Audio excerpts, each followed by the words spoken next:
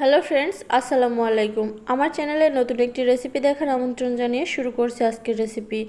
আজকে আমি কাঁঠাল পাতায় পাঁপড় তৈরি করে দেখাবো। এটা একেবারে সহজ পদ্ধতিতে আজকে শেয়ার করেছি, আশা করছি আপনাদের ভালো লাগবে। প্রথমেই আমি 1 কাপ নিয়েছি চালের গুঁড়া, আর এখানে আমি চালের গুঁড়াটা দিয়েই বানাবো, আর এর সাথে দিচ্ছি স্বাদ অনুযায়ী লবণ। চালের গুঁড়া আর লবণটাকে মিশিয়ে দিয়ে আমি টকবকে গরম যে ফুটন্ত পানি হয় সেটা দিয়ে একটা ব্যাটার তৈরি করে নেব। আর এখানে অবশ্যই কিন্তু গরম পানি ব্যবহার করতে হবে, না হলে কিন্তু পাঁপড়টা ফেটে যাবে, ভালো হতে চাইবে না। সেজন্য আপনারা চেষ্টা করবেন গরম পানি ব্যবহার করার। তো অল্প অল্প গরম পানি দিয়ে আমি একটা ব্যাটার তৈরি করে নিচ্ছি। আর ব্যাটারের ঘনত্বটা ঠিক বেশি পাতলাও হবে না, আবার একেবারে যে ঘন তাও হবে না। আমি ব্যাটারটা গুলিয়ে নিয়েছি। এখন এই ব্যাটারে আমি একটু ফুড কালার ইউজ করব। আপনাদের কাছে যদি ফুড কালার না থাকে তাহলে আপনারা শুধু সাদা দিয়েই বানাতে পারেন। আমি 3টা বাটিতে ভাগ করে নিয়েছি।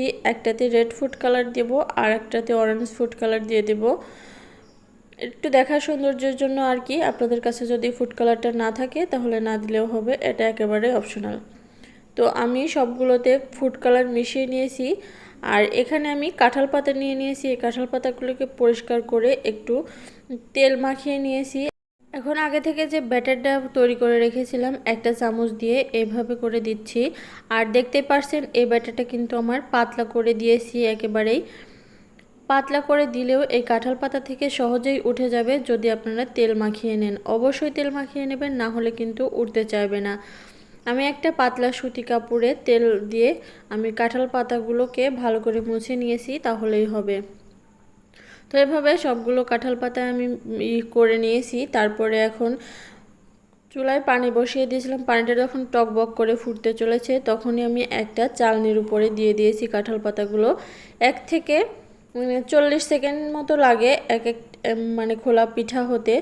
তো আমি 40 সেকেন্ড থেকে 1 মিনিটের মধ্যে এই পিঠাগুলো কিন্তু রেডি হয়ে যায়। এভাবে সবগুলো কাঁঠাল পাতা আমি সিদ্ধ করে নিয়েছি। দেখতেই পারছেন খুব সহজে দেওয়ার সাথে সাথেই কিন্তু সিদ্ধ হয়ে যাচ্ছে।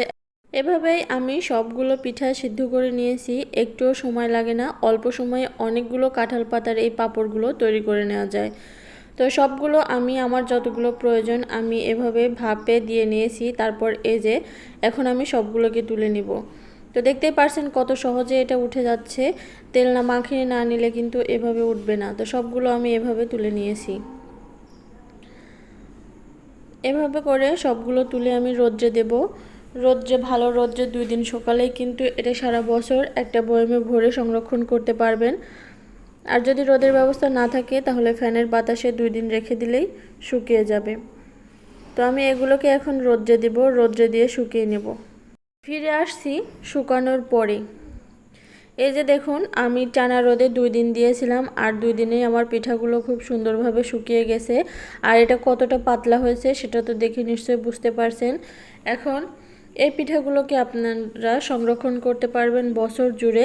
একটা এয়ারটাইট বক্সে রেখে দিলে যখন মন চায় তখনই এটা খেতে পারবেন। তো আমি এখন ভেজে দেখিয়ে দিচ্ছি পিঠাগুলো কেমন হবে। তো একটা কড়াইতে তেল গরম বসিয়ে দিয়েছিলাম, অলরেডি গরম হয়ে গেছে। এখন আমি একটা একটা করে ভেজে নিচ্ছি। আপনারা চাইলে অনেকগুলো একসাথে দিয়েও ভাজতে পারেন। ভাজতেও বেশি টাইম লাগে না, 20 থেকে 25 সেকেন্ডের মধ্যে এক একটা পিঠা হয়ে যায়। তো এভাবে আমার যতগুলো প্রয়োজন আমি ততগুলো পিঠা ভেজে নিয়েছি। তো আমার আজকের এই সহজ রেসিপিটা যদি আপনাদের কাছে ভালো লেগে থাকে অবশ্যই লাইক, কমেন্ট এবং শেয়ার করে দেবেন। আর আমার চ্যানেলটা সাবস্ক্রাইব করে পাশে থাকা বেল বাটনটা অন করে দেবেন।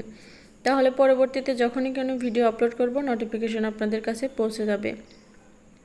তো আমি একটা ভেঙে দেখিয়ে দিচ্ছি এটা কতটা কুড়মুড়ে হয়েছে, দেখে নিশ্চয়ই বুঝতে পারছেন। এই ভিডিওটা যদি আপনারা ফেসবুক পেজ থেকে দেখে থাকেন তাহলে পেজটাকে ফলো দিয়ে রাখবেন। পরবর্তীতে এরকম যখনই কোনো নিত্য নতুন ভিডিও আপলোড করব নোটিফিকেশন আপনাদের কাছে পৌঁছে যাবে। তো আজকের মতো এখানেই বিদায় নিচ্ছি। সবাই ভালো থাকবেন। আল্লাহ হাফেজ।